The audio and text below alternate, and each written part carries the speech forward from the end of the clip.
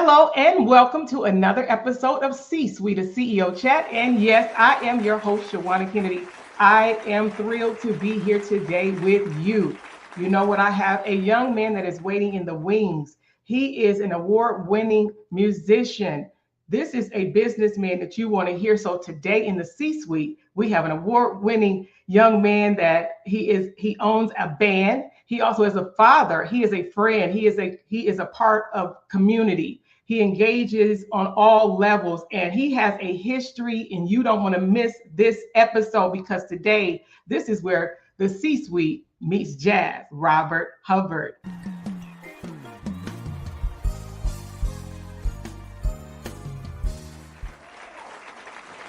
Hey. Hey, how are you?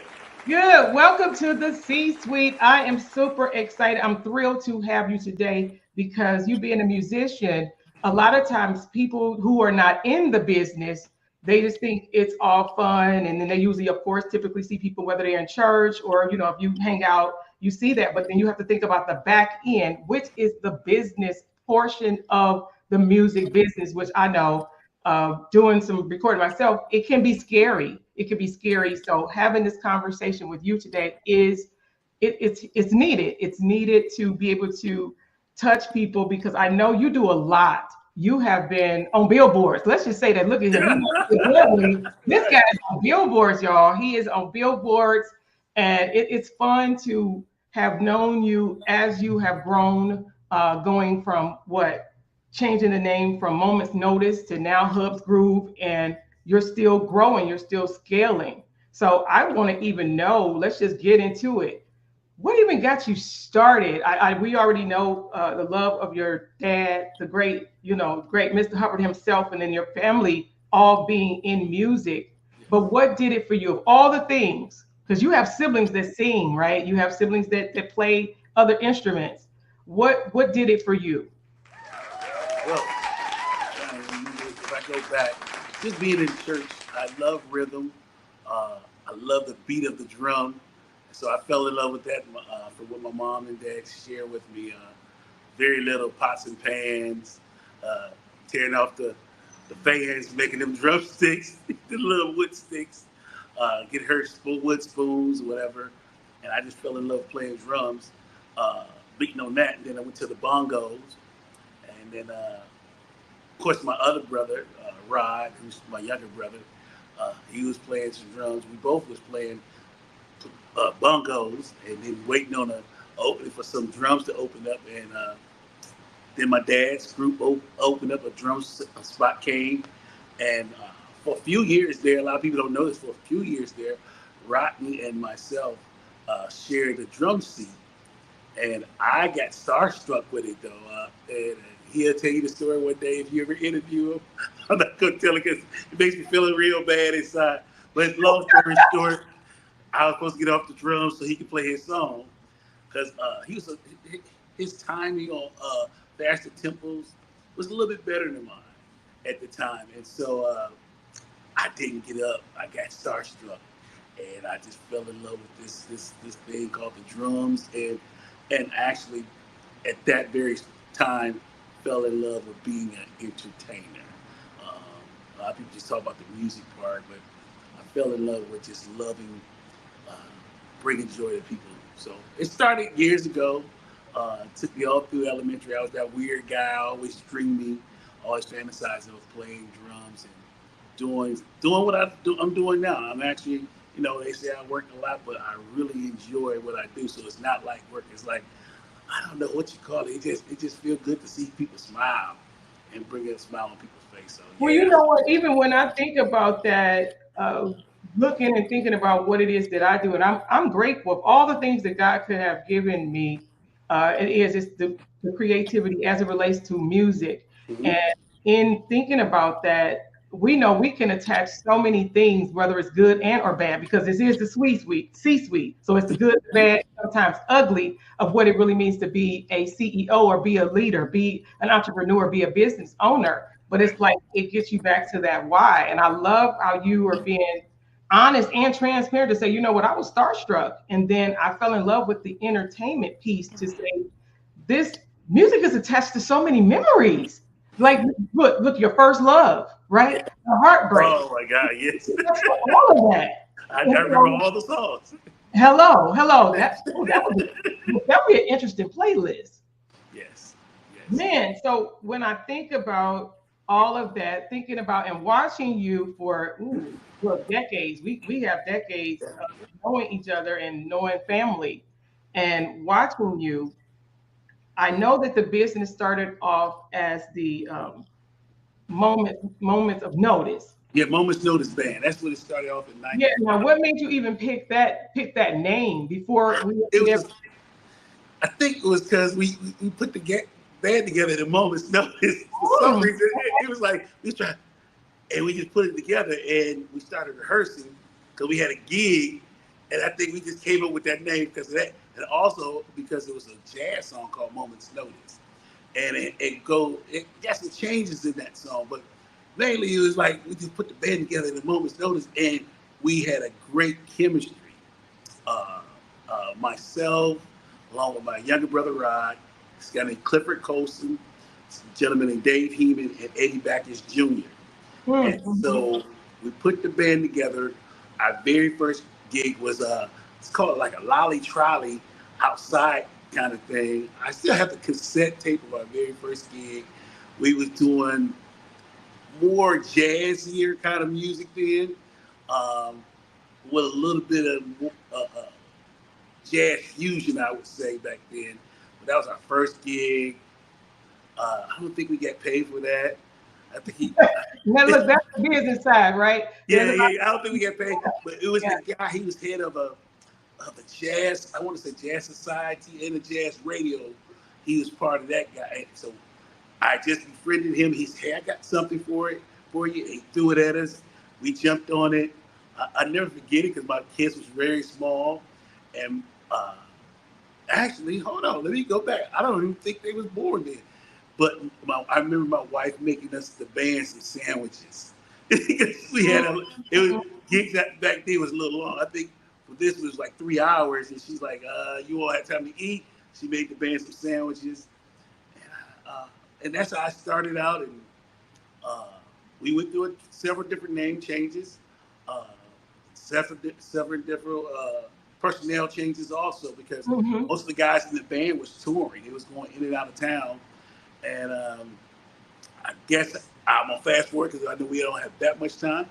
So we did Moments Notice. Then we went to uh, uh, Change 05 was the latest name right before I went to Hubb's Groove. It was another name Oh, right before that. Yeah, it's a group called wow. Change 05. And how this helped me in the business having a group called Change on Fire because I owned it with two non-musicians, businessmen. Mhm. I like that because that is getting into when you think about that and what has even helped you to be now, look, an award-winning musician and business owner, and people have conversations. Other musicians, I know, as they, in the world, you have shares and all of that, but I know in some of that, you guys have discussions about business and what Yeah. that looks like to scale.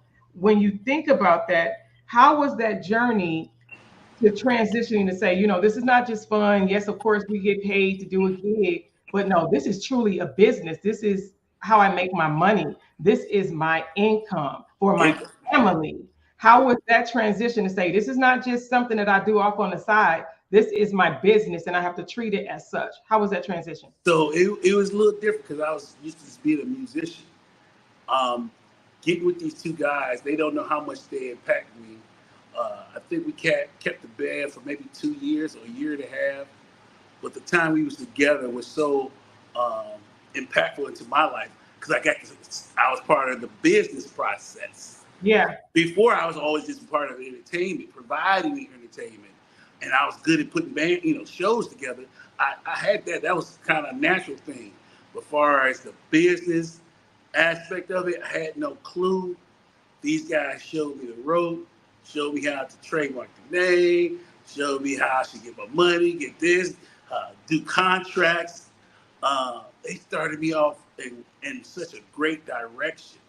And, and it made me start seeing things from two sides. So Yeah. most musicians only see it from their side, which is great because it's our artistic side.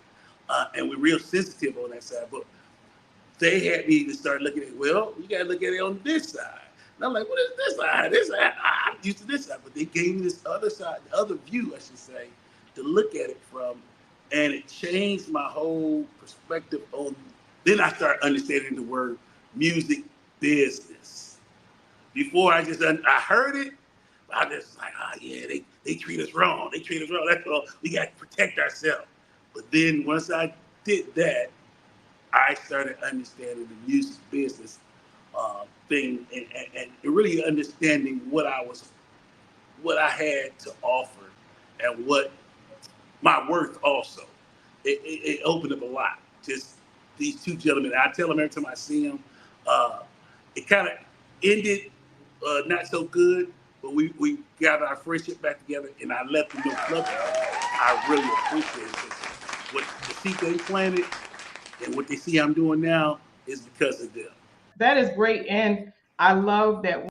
And remembering the things, even the not so comfortable things about our growth, it's good to sometimes look back. You don't have to go back. You don't have to be stuck, but to be able to go back. Those things are needed. One, so we can even see how far we've come. Like you just said, when you're looking at the man that you are, the businessman that you are now, you do attribute it to these two gentlemen that helped you with the part of the business that so many people, I say, it's so many people that we will never hear their works because of the intricacies, sometimes not so good as it relates to the music business. And how do you bring that into your strategies with your management, right, and your leadership? Because now you have both. You know what it's like to say, I'm an entertainer. This is what I do. Thank you, God, that of course I make my income from this, right? We know God, of course, but He makes us resourceful. And through that is your talent and playing drums. But now you're a businessman, you're a leader. How do you work those strategies into helping the other musicians that you work with and helping them to say, hey, this is not just a gig. What else can you do with what you're doing? How did that work for you? So what I found out, some people just going to want to be musicians. They don't want to have that burden, I should say, and not a bad burden of being a business musician. Because once they try it and sit in these shoes, they be like, oh my goodness. Yeah. I got to deal with all these different personalities, all these different schedules. My thing is now, anybody who comes in my band, I'm trying to push them.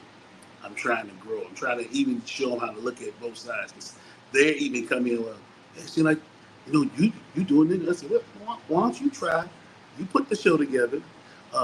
You book the venue, work out, negotiate the price, and see how you feel. And tell me how that goes for you. And make sure you tell me how, I'm going to tell you how much I need and see if that works for you. And see if you can make it happen, for example,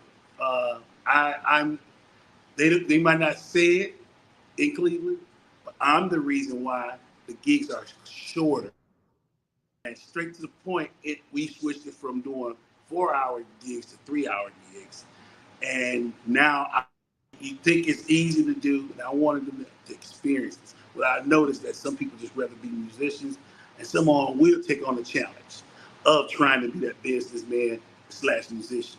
But it is a challenge because once they start going out trying to book a gig, book the venue, negotiate the price and the time, and get all the different personalities of the band together on the same page, they like, nah, man, you just do it. We good. I had one guy, he's the leader of a major church now, but at one point he was booking on the side because he's like, man, you make more money than us. When I said, yeah, I booked the gig. That's why I make more money. I'm the one to go book the gig. That takes time, my time, and then he started doing it. He said, oh, I get a booking fee. I said, you sure do. I mean, he did about 2 or 3 times. He's like, nah, I'm good. He said, this is too much stress. Because now you got to worry, like I said, all those different persons, making sure everybody show up on time, making sure you get information out to everybody. And this was right around when iPhone was really getting popular, and you put everybody in the group text or whatever. And so he gave it up. He just said, I'll let you handle that. I'm just going to show up and play. But As I moved on, though, with the Hubb's grew, shorten the length of time, how long we played at different clubs. In the early 90s, it was 4-hour gigs. It was like a 10 to 2. It was late, and we go to 2 a.m. I shrunk them down like, yeah, let's just get them down to 3 hours. Right now, I'm down to 2 hours, and that's really just 90 minutes of us playing. And I have a new guy who came in the band. He's like, man, well, I think I want to just go to 3 hours and get more money. I said, time is worth. See, people don't understand my time now. I'm older. Yes, worth way more than that money. Talk about that time as a business owner, because right, if they're younger, they're coming in, they're like, no, if we do this, we can get double the money, but you cannot replace your time. So as a business owner, talk about that time. We're talking about musicians, right? Musicians and other people that is in and around that type, whether you sing, because in a band you have singers. That affects all of those people. It's so many, like you said, it's so many different levels to this, right? It's levels to this, not just skill in the business, but it's levels to this. Managing those personalities, being able to manage the schedules, and people understanding when you go to carving out the pieces of the pie of the business, you make people be able to understand and see this is why. It make sense, right? Really, dollars and cents. Make it make sense where they see, and then I love how you allow them to have the opportunity. If you could think you could do it better, let me see you do it, because maybe you could show me something that I just don't know. But I'm always open for that. Yeah, I need to give you the young folks, TikTok, they controls the world. I heard on TikTok, like, okay, all right, well, let's and now not the TikTok. Sometimes TikTok has a better something for you to try out, and that might work better. But all the stuff I've been doing been working for me. I just had a young lady who has a baby, and she was saying, well, my sister in another group, and she makes such and such and such and such and such. I said, I guarantee you, she's there way longer than what we are. I said, you're getting here and you'll sing maybe 3 or 4 songs and go home with this amount. No, it's not that amount, but you're at home by the time she get home, you've been home with your child and you're going to sleep and she's still working. I said, and you made a decent pay for the day. I had to guess. Y'all got to quit looking at them. Everybody like to look at the big dollar. I said, man, I need that time. And I wish I had this knowledge when my kids was younger. Yeah. That's the only thing that hurt my feelings now. I didn't have this knowledge, and I didn't have this knowledge. I didn't have the know-how when my kids was younger, because I would have had more time to see more of their events and been a part of their lives. So let's, for a moment, then allow you the opportunity to, if some musician, whether they're starting out or been in it for a while, but they may be even younger in the business, because we know you have decades of doing this. Yes. I need you to just, for a moment, to just talk to that person and to encourage them and some of the things that you're saying, because we know your husband almost 30 years, and your dad, kids, you technically, based on age, empty nester, right? Yes. And that young musician right now about the time, the family, just their time. Right. And they gotta, so you gotta make sure they put that time in at home. You gotta learn how to balance that life. It's hard. I know you gotta provide for your family, but I had to, now that I'm older, and I've learned how to try to balance. Now I still struggle because work is work, and especially in the summer months, I may not see home full day in the summer months, but only 2 days. That's Monday and Tuesday. The rest of the week is gone. And so you have to step back. I had a young guy just came to me and said, hey, I gotta have one day off. And I said, cool. He said, because I neglected some things at home. I said, cool. And we gave him all, I'm giving him that work. Now it's work on me, because I gotta find someone to replace him for that month, but for that one day. But I understood. And he didn't know I don't think he knew how to approach me at first. Thought he was going, because he said one thing, he said, oh, bro, listen, I get it. You gotta take time. He has young children. They need him. They need him to be there. And we work enough, he can still make a decent income without being there on that one day. Now, but as the CEO, the boss, I just have to find people and put in that place, make sure they learn our show. But if you're young and you just freshly married, you got to find the time. I know you got to learn shows and all that good stuff, but you got to have family time. And I would tell anybody, find a day and designate it that one day, nothing else happens but you being with your family, spending that quality time. Because my wife would say, well, we would say we have a movie night at home and it'd be a sleep night for you. I said, well, I was trying to be there as long as I could, you know what I'm saying? And so, but I know my kids understood, and so they're giving it a try. And that's all I'm saying. They appreciate that. And as they get older, all my sons are like, Dad, one thing for sure, we saw you get up and go to work. And when you could be there, you was there. And so they take those things, especially the males in my house, and my daughters, because now they looking at whoever they date, they looking like, my dad went to work. Yeah. You know what I'm saying? And so, it's a hard thing being a musician. You have to have, and then again, you also have to have a special spouse that understands. And I had to commend my wife for understanding and covering, I should say, for me a lot of times. Let's talk about it for a second, though, because you talk about the spouse, and so hey, Tawny, actually, it's funny when I think about it and having a supportive spouse because of the different things that when you're the spouse that's more out front, where as it relates to community and publicly, it is that, of course, that's why I say you have to be mindful of the partner that you have, not just, I think he or she is pretty, handsome, all of those things make me feel all warm and fuzzy. It's who is that person that you can build with? Who is that person that you're going to go through the ebbs and the flows and you're going to go through the challenges, but having that special person that you both really do have something going on, each of you, but they can still be there to support you, because that's how I know sometimes in having different conversations, sometimes the spouse can feel lost. Like you said, you're an entertainer. So sometimes depending on what's going on with other people in other industries, that spouse, I love when the spouses have something of their own and yet can still be supportive in these areas. Yeah. Yeah.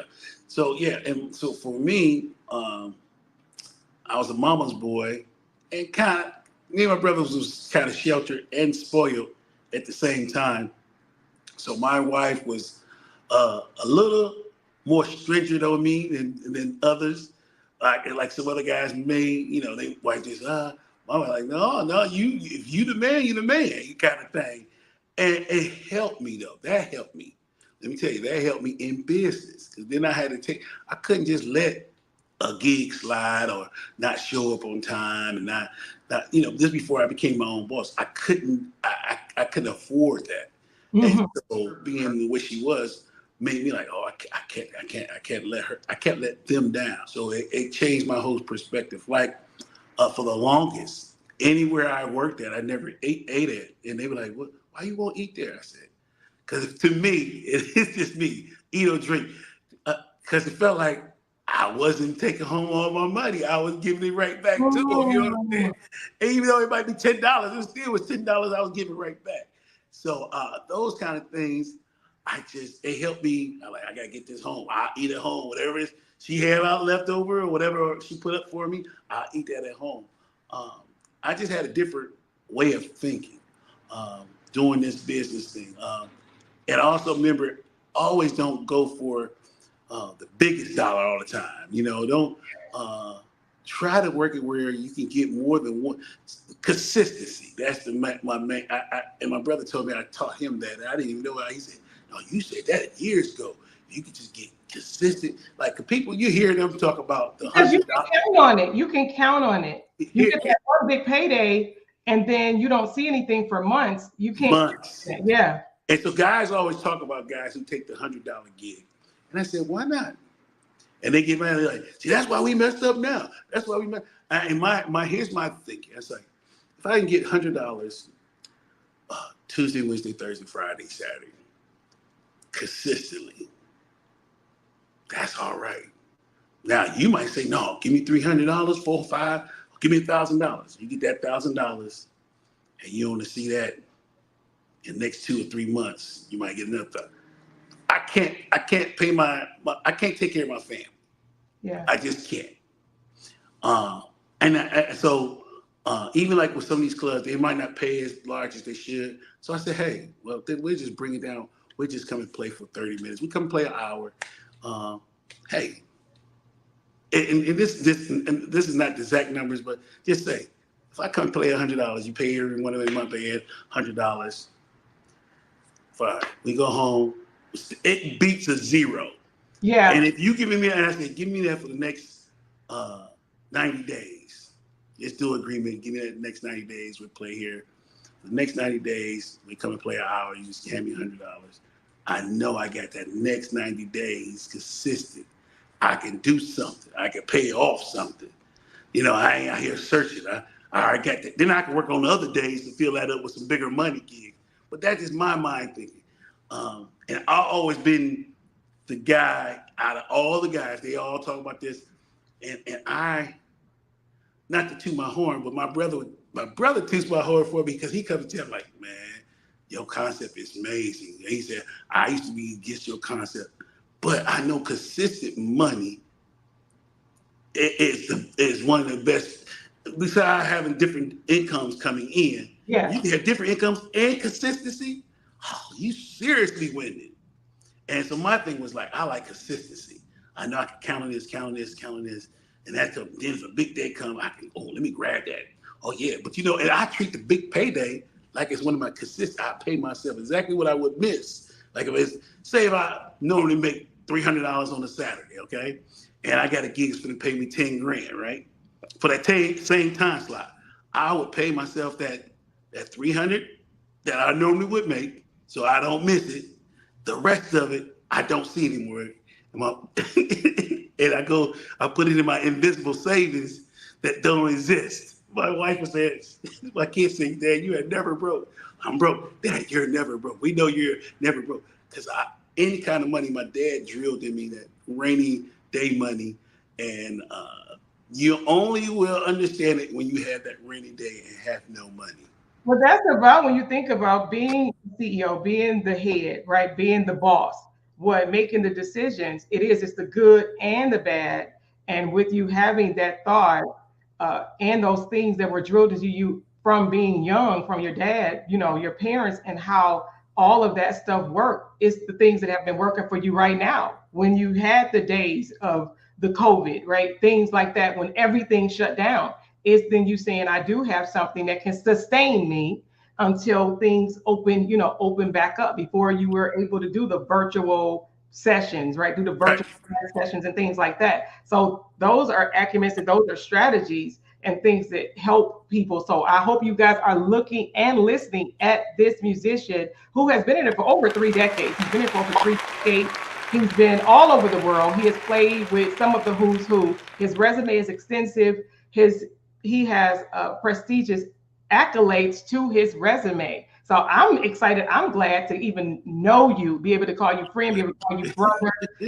All of those juicy things that, looking and watching, because it's nice to be able to see somebody actually making it. But even through the tough times, you still having a creative edge and keeping a competitive edge. So when we talk about that before we wrap up our time together, talk about your competitive edge, but then we're also going to hit on a little bit being in the position as a CEO. What does sickness look like, right? Because those are those times. I keep younger folks around me. Keep it real. My youngest member in my band is 30. I think she's 31. So she's a young lady singing. Then my next one is 35. And so they don't know it, but I always pick their brain. And I always talk to my daughters. And they tell me how to try to stay current and what I should try this and try that. And not be scared to try these different things. Because this new generation, they try anything, man. They be like, and they be winning. You be like, you did what? They're like, he made $1 million off that? Yeah. And so I keep them young folks around me. That's one thing. And then I try to stay, I know, so if you go to my early Facebook posts, I was terrible. I'm very terrible at writing sentences.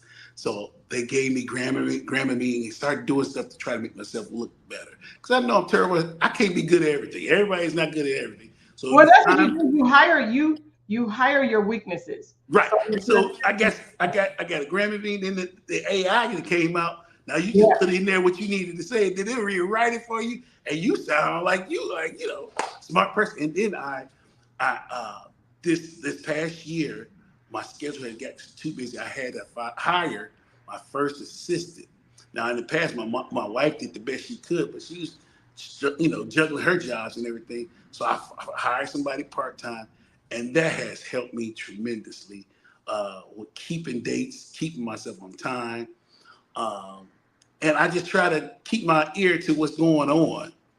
I love it. I love it. And now even I got something. If your dream don't scare you, It's not big enough. it's not big enough. So It's not big enough. I got some dreams that scare me. So I got to try them and see what happens.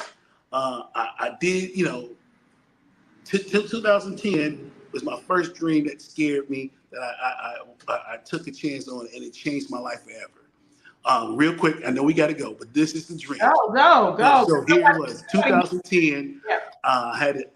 I talked to a lady at this hotel in Hudson. Let me get to the story how I got there. So I did a gig in East Cleveland at this place called Chester, real nice restaurant. I did it for the radio station. They used my name and said, how many of you all want to hear Hubb's Groove? And these people showed up. They paid like $20 or $30 to hear me, but they ate at his restaurant. They came to hear me. And I was like, wow, so y'all come hear me? And so I was like, now I need a place. Now I had played in Akron, had gathered a nice following in Akron, had a decent following in Cleveland. I said, I need something in between. So I saw this hotel. And I rode past the hotel several times from going back from Akron to Cleveland. And so one day after that Chester's gig on a Friday night, I got off there about 11 or 12 o'clock. I drove out to Hudson. There's a hotel for Route 8.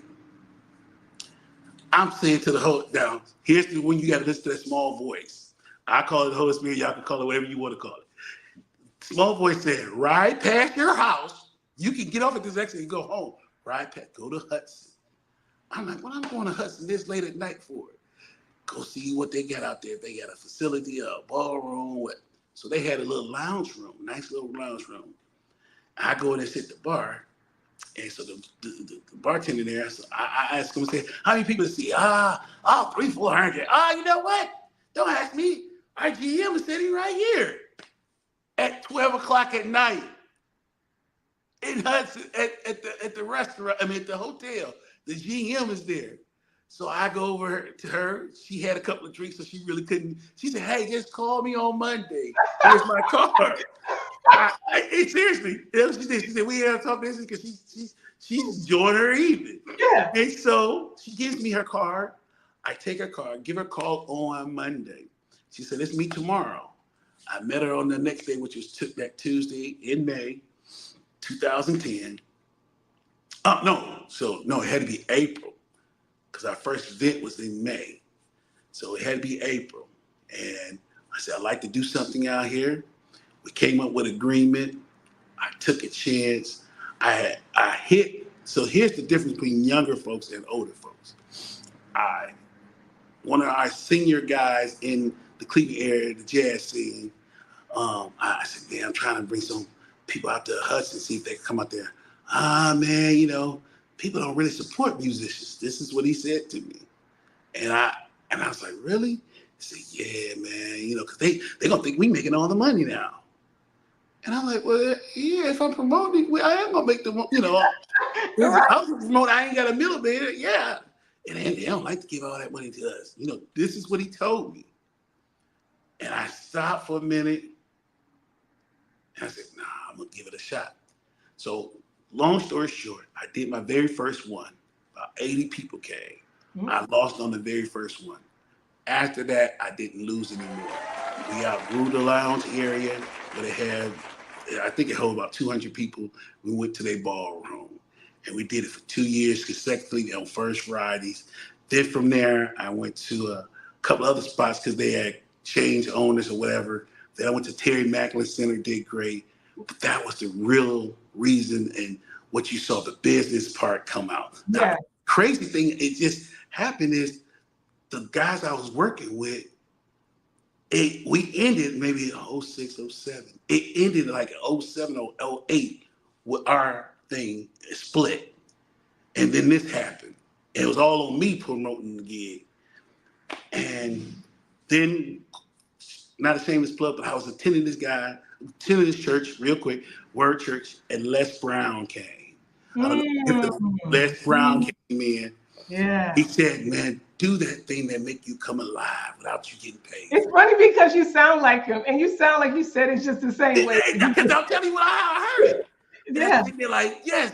I'm looking at him like, yes. And I'm going to get teary-eyed and all emotional. They say, use what God gave you, your natural gifts that God given you. Just use those things. Now, all I could think of was, I know everybody say, man, you got a great smile. Old people, young people, everybody, you got a great smile. I said, I love to play drums, and I got a great smile. And I said, who else I know got a great smile? I said, this guy named Wayman Tisdale and Art Blakely has a great smile, and they great names. Everybody seemed to love them. So I started using those things as my tool. And I took a chance on me. I had always been a band leader. I always the sound guy, but I was getting paid the same money as everybody else. And then once I switched it over to Hubb's Groove, even for years of Hubb's Groove, I was doing the same thing, splitting the money. We all make the same thing. I'll be there 2 or 3 hours before them and 3 hours after them, but we was making the same thing. And then I had to refer back to Vanessa Rubin. I'm going to leave you with this. She said, baby, you doing too much work. If you the band leader, you need to get a band leader's fee. And then I started he said, look what you do. And she started naming the things. You book the gig. You set the itinerary up. You're a sound man. So you're the booking agent, you're the manager, you're the road manager. You're supposed to get paid for all those jobs.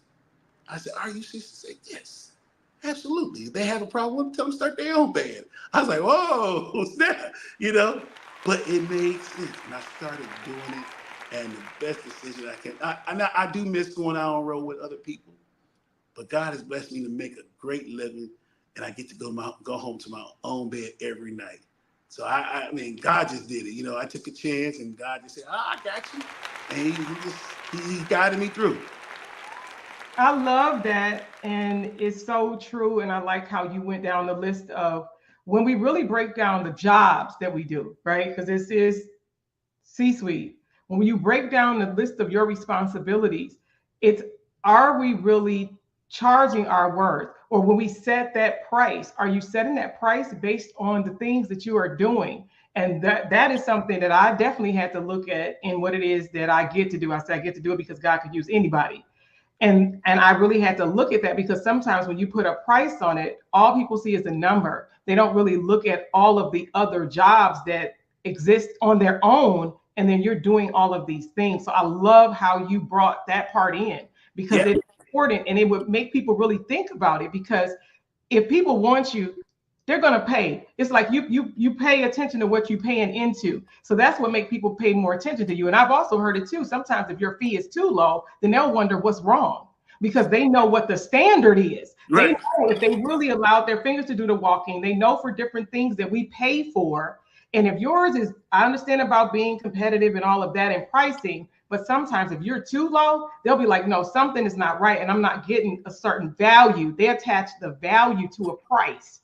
And we just have to be okay as business owners, entrepreneurs, or if you're thinking about being that, really think about your worth. We understand about doing things, and all things are not about the dollar. It's sometimes about relationship or the bartering as you're building. But when it comes time, you have to be okay to say the price is the price, and be okay to not accept certain things. I know you have not accepted every gig. Man, listen, I had to learn how to I had to learn, because I used to try to always compromise or lower myself and that's like, listen. So now you have to have a bottom line. Yes. What you'll work for. Yes. It has to make it, as a friend of mine, she always say, it has to make sense. If it don't make sense, I just can't do it. And that's where I am. It has to make sense. And when I say look at the season that we're in, I don't want to put age on it because Right. but when you've been doing a thing for a while, that does come with a certain, like I said, you have an extensive resume, and to those accolades, to that what you're known for in the community, then it is what it is. It's like you said, you have the opportunity to see a Les Brown. We already know he has no problem with telling you how much his speaker fee is. He has no problem, none at all. He has no problem with sharing that, but then he also tell you the reason why. And it's because of the opportunity. So thank you. Thank you for those who do support Hubb's Groove, Hubb's Groove, Hubb's Groove. Please. Thank you for the people Yes. that do that. And also, I'll say it. It ain't even shameless. Thank you for the people that support me in the different things that I get to do, because like you mentioned, without even saying or going down that road, sometimes we get to have multiple streams of things that we do. We know the forward facing thing is the business, or in this case, the things that I do for Kennedy Media. However, it's knowing how that works and works in your life, because we want to live while we're living. We don't want to just exist. And so I love how you said that you're living, you're enjoying your life. You go home to your family and you're working that work, and you're grateful, and you're still here. So let's talk about real quick before we wrap. What does that look like? Because of all of these things, sometimes, our body, even though we want to go, sometimes our body is like, forget you, I'm shutting down. Talk to us a little bit about what that has been for you during the time as a business owner when you might have neglected your self-care. Yeah. So 2 years, 3 years, going on 3 years now ago, I didn't neglect. I just had I don't know if you know this, you might have noticed, it was on Facebook. I had a cancer scare, and I was diagnosed with prostate cancer. Thank God, I'm going on 2.5 years now, cancer free. But just that, I had to change my eating habits, mainly my eating habits, and just watch my diet. And then I'm a diabetic, high blood pressure. So all that, as I got older, it hit. So I watch what I eat now, watch what I drink. Now I even pushes myself, because I'm a night owl at times, and I have to push myself and make myself go to sleep. If you're a musician, especially if you're a drummer, there's a lot of energy coming out, and you have to take your time to get your rest. So like on Mondays, I really is my chill day. I try not to do anything but hang out. Now I got Mondays. It says it's me and Twani's day, with whatever she wants to do. Most of the time she just like to go eat, go see a movie, or if something she wants to see, we'll do that. Or we just chill out and grab a bite to eat and just talk for a minute, But that's what I do on Mondays. I had to pick a day just to relax. And in the fall, it slows down for me, so I really get a chance to relax. What I'm going to do now, I'm trying to get to see my grandkids before they get back to school. So that's going to be my vacation. I'm just trying to find a day. My assistant admin, I should say, has been doing a great job. She has booked us very thoroughly.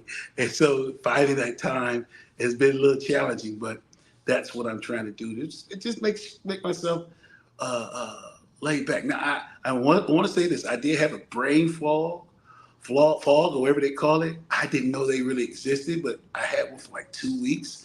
And I was like, and when I came out of it, I said, I said, oh, so that's what it was. Because I felt the time it cleared up. I felt like that day is like, I'm like, oh man. And so this is my new thing, trying to investigate what causes that, because I couldn't shake it.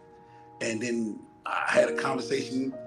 It seemed like it cleared up when I had a conversation about something that happened late 90s in Europe when I was on tour. And I got the conversation, and then everything just saying like it opened up. And I was like, I can remember stuff again. It happened so clearly. I felt when it happened, like, so I got to find out what caused it, because it was like I couldn't get past it. So you have to listen to your body. Bottom line is, everybody don't take heed to what their body says. If you don't, it'll shut down on you. So that's where I'm at now. I'm happy to say I'm 54. God has allowed me to see 54 years on this earth. As I said, the double nickel is coming up in 2025. looking for bigger and better things. I'm still dreaming, everybody. Yes, because I still want my own Grammy under my own name. He has did so many things for me under my own name that I thought I had to be with someone else, or I was going to get it with someone else.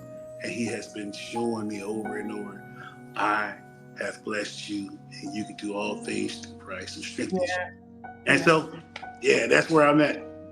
I love it. Thank you so much, Robert Hubbard. No, thank you. Yeah, thank you. This has been an amazing, amazing time together to understand, look, jazz meets the C-suite, and being able to have this conversation for whether you're a business owner or entrepreneur, to have this time together is everything. It's everything. To pause for the cause, because sometimes even in having these conversations, it helps us to reflect, like I said, we people of faith over here. So whatever you believe in, I hope that it allows you to really lean into who is the source of our strength. And so yes. I know that I can speak for both of us when I say that, and that I am grateful for this time, this opportunity with you. So thank you for joining me here on the C-Suite. Thank you for having me. Don't you go anywhere. Let me get them out of here. Thank you so much for joining me on C-Suite. Again, I am Shawanna Kennedy. This has been amazing for me, having this time to talk to a fellow, look, I can call him friend. I can even call him brother, because we have that much history between us. And so, but for you, thank you for being my viewing audience. Thank you for sharing. Thank you for tagging people, because I am who I am because of you, and you're the reason why I do this. So thank you for joining me here on the C-Suite, the good, the bad, and sometimes the ugly of what it means to be a leader, right? We're the leader first of our life. So how are you leading your life? How are you being the chief executive officer in your world? Because it starts with who? It starts with you, because you do need you. You heard what he said. He talked about a number of things throughout his career, the ebbs and flows, but then also with what that looks like as it relates to strategy and even taking care of your health.